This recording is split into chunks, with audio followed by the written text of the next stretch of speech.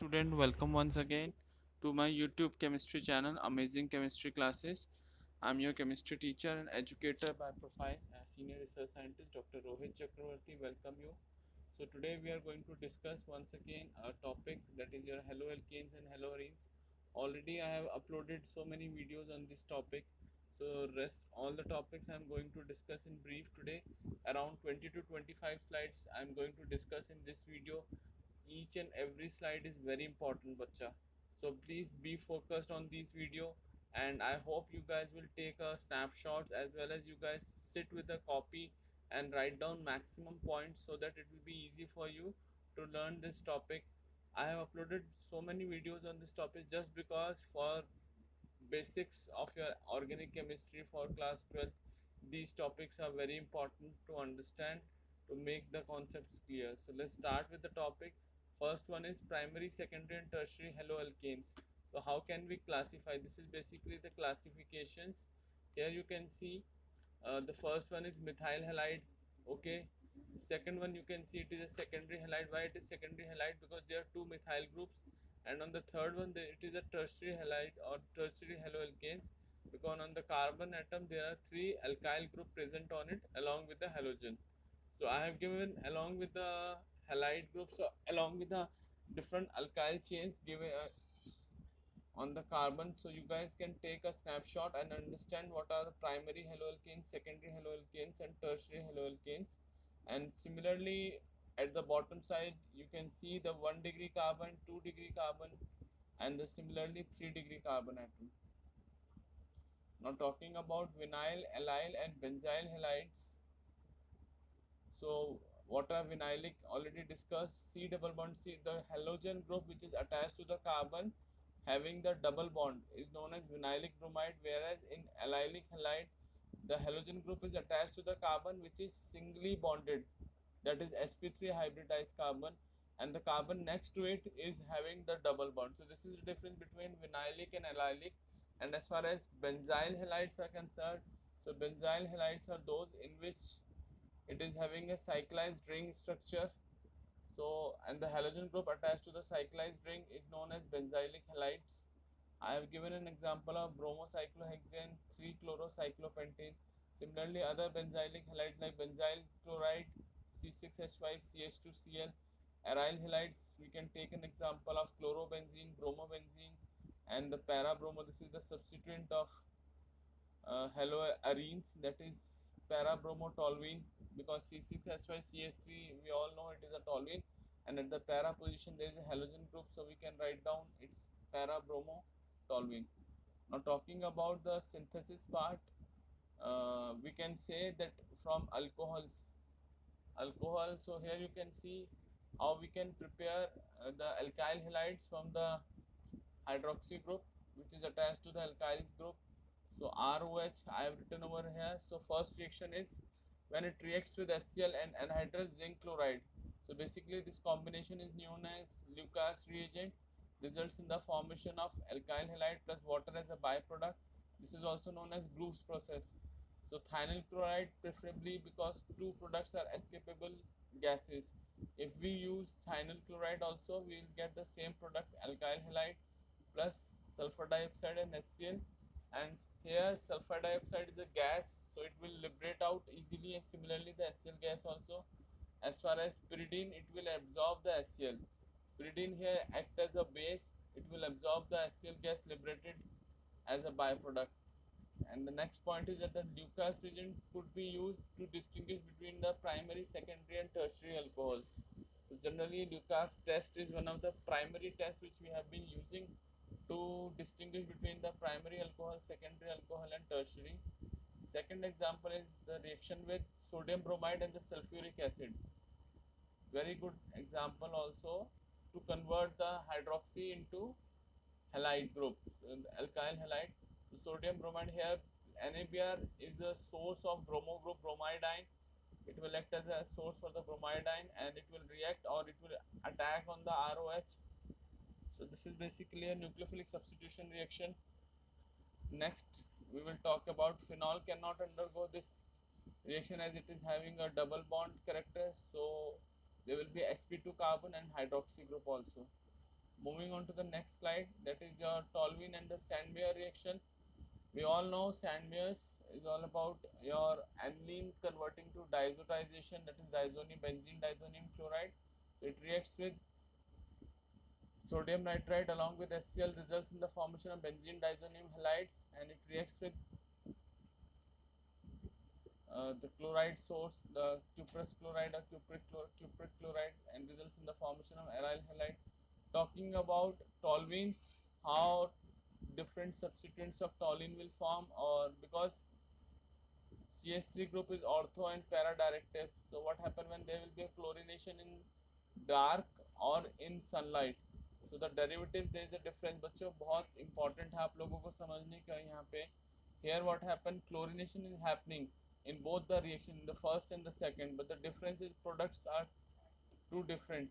In case we are performing the reaction, that is halogenation of a toluene in dark condition and iron as a catalyst, so it will result in the formation of ortho halo derivative and para halo derivative. However, when the chlorination of a toluene is done in presence of sunlight at 383 Kelvin, so what happen, it results in the formation of benzyl halide.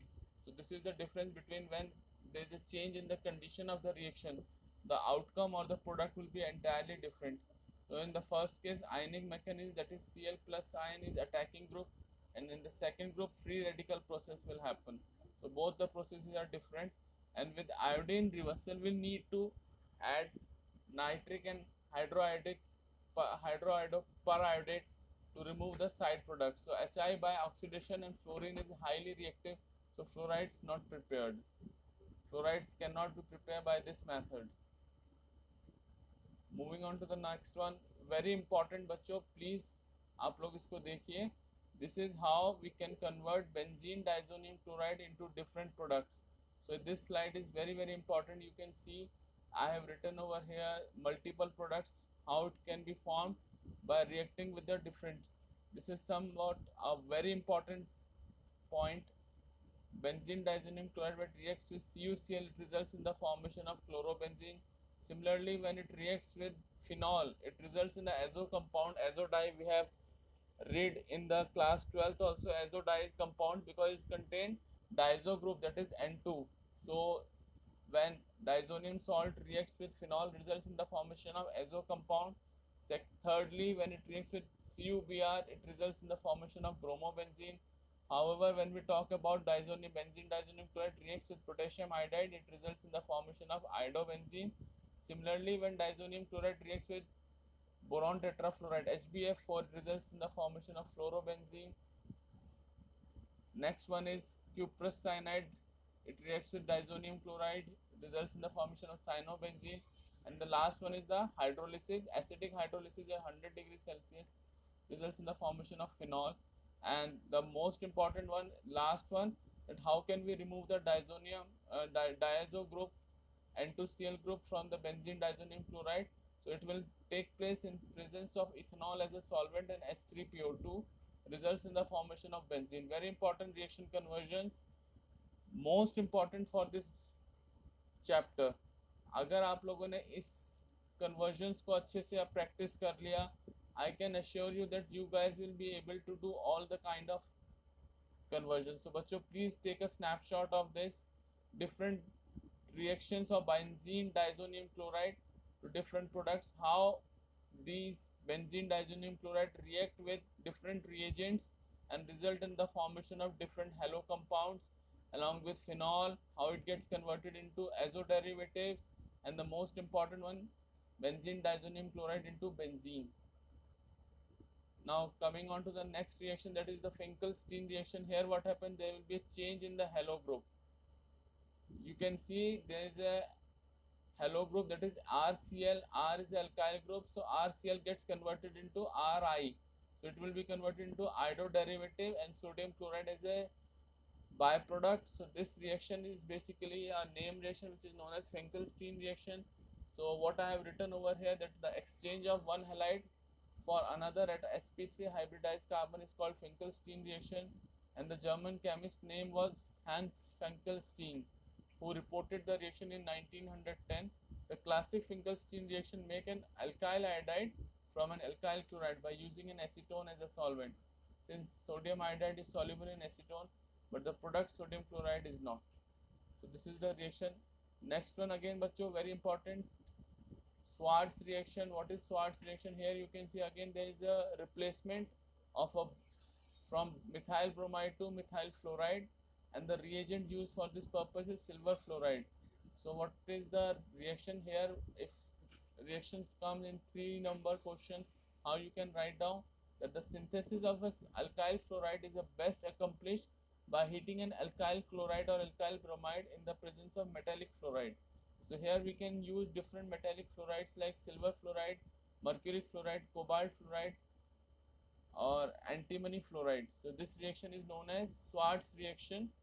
Here it results in the formation of methyl fluoride or alkyl fluoride, and metal halogen get precipitated out as a byproduct.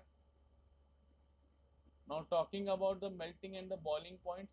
So most of the molecules which are organic halogen compounds are generally polar because there is a difference in the electronegativity between the carbon and the halogen group. Because most of the halogens are highly electronegative. They have greater polarity, higher molecular mass, and high intermolecular forces of attraction. That is your dipole-dipole and van der Waals forces. Therefore, boiling points of chloride, bromides, and iodides are considerably high than those of the hydrocarbon of comparable molecular mass. Next, if we talk about same alkyl groups like alkyl iodide, alkyl bromide, alkyl chloride, alkyl fluoride, due to increase in size. So the mass of halogen atom and magnitude of van der Waals forces increases. So this is the sequence, or we can say increasing order of the boiling points. Next point we have to discuss that the boiling point of isomeric haloalkane decreases with the increase in branching. What happened when there is a, if we talk about the boiling point of different isomers of haloalkane, it decreases because there is an increase in the branching. Similarly, next point again, the boiling point of the isomeric dihalobenzenes are very nearly the same. However, the para position are high melting as compared to ortho and meta because there is a symmetry in the molecule, and due to symmetry of para isomer that fits in the crystal lattice better as compared to ortho and meta. बच्चों बहुत बार ये question पूछा गया board exam as well as in your competitive exam also. So you need to understand why para derivatives are having higher boiling point, because there is a symmetry. आपका para position पे जो symmetry आती है, that is not in the case of ortho and meta, because of which the boiling point is higher of para derivative. Here you guys can see this is a table and graphic representation to show how there is a difference between different alkyl halides.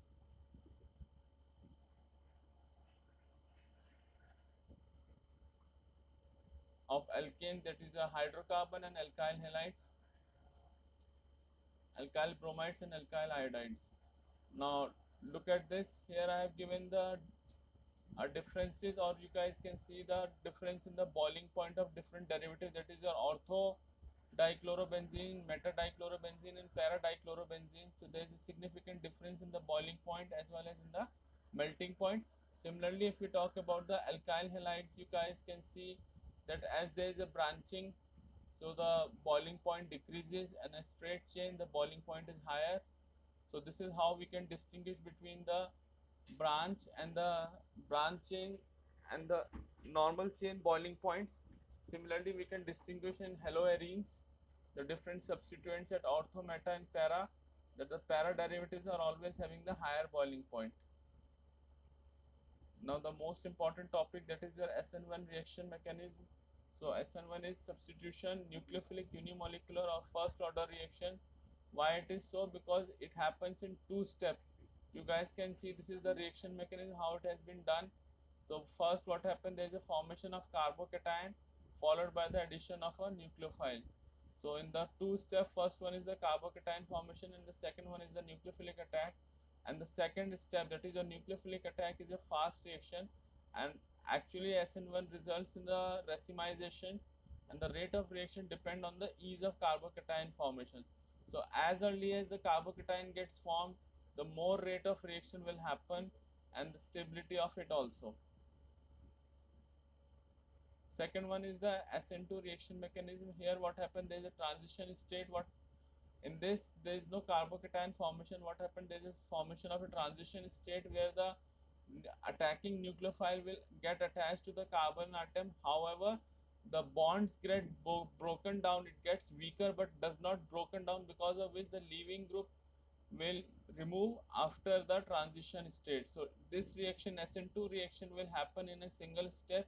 There is no two step, but there is a formation of a transition step. So it is a one step reaction. Bimolecular nucleophilic come from the back of the leaving group. So basically in this what happens, there is an inversion that will occur in the reaction, which will go through SN2 reaction mechanism. There is a 5-member transition state formation.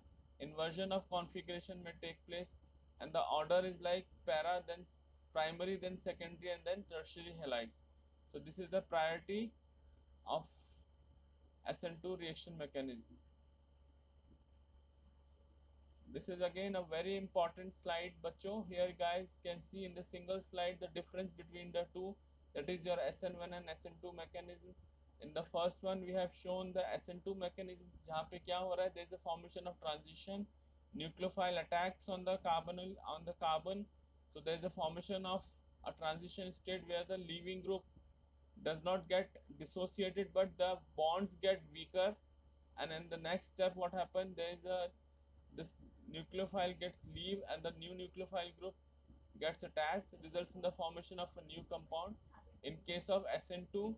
And in this there is an inversion because there is a back binding. What happened, the nucleophile which attacks is coming from the back side and the leaving group removes from the front side, so there is an inversion will always take place. However, in case of SN1 reaction, it takes place in two steps. First is the carbocation formation, and the second one is the attack of a nucleophile and it get associated. In this one, in this SN1 reaction, there is always a racemization. Here I have given few examples of the medicine through which you guys can understand between the different enantiomers. So what is the difference is 2S and 3R, propoxyphenyl, and 2R and 3S. Both are having the same molecular formula but stereochemically they are different. One is 2S and 3R and the second one is 2R and 3S, and both are having the different role. One is antitussive and the second one is your analgesic. One is known as Novardi, that is your anti-cough, and the second one is analgesic. Anti-cough is whenever you are having sore throat, gala kharab hai, coughing hai aapko, in this Novar AD will be used, and in whenever you are having pain in your body or fever, then in that case Darvon can be used.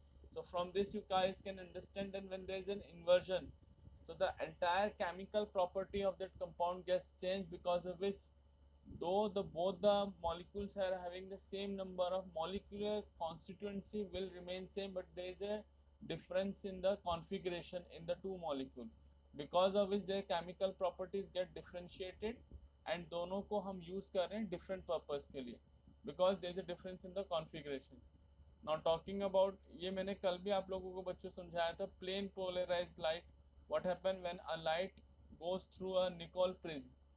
So plane polarized will form and it will pass through a tube containing sample of chiral molecule, जिसको हम polarimeter बोलते हैं. उसी के through हम लोग check करते हैं किसी भी compound को, whether it is optically active or it is inactive. If it is active, it will definitely rotate the plane polarized light.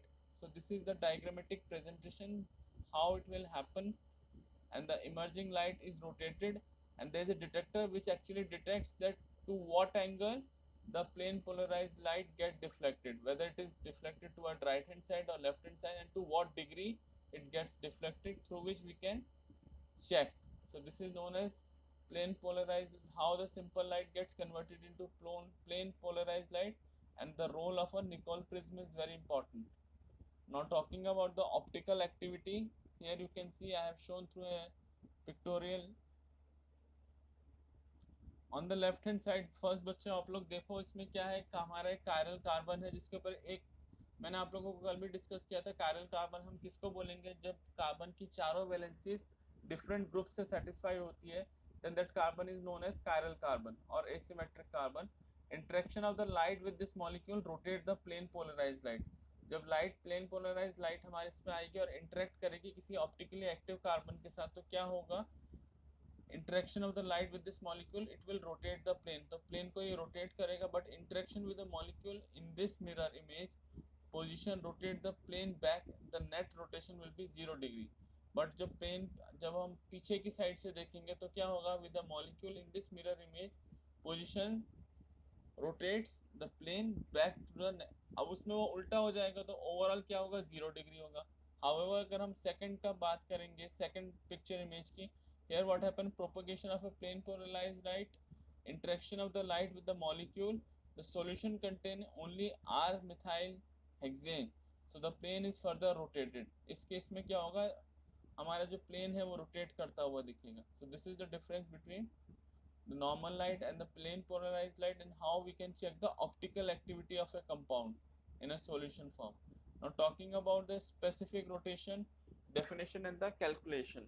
So specific rotation की हम definition पढ़ लेते हैं. Specific rotation refers to the observed rotation for a sample in a tube of 1 dm in a length and at a concentration of 1 gram per ml. 1 gram per ml is the concentration of the solution.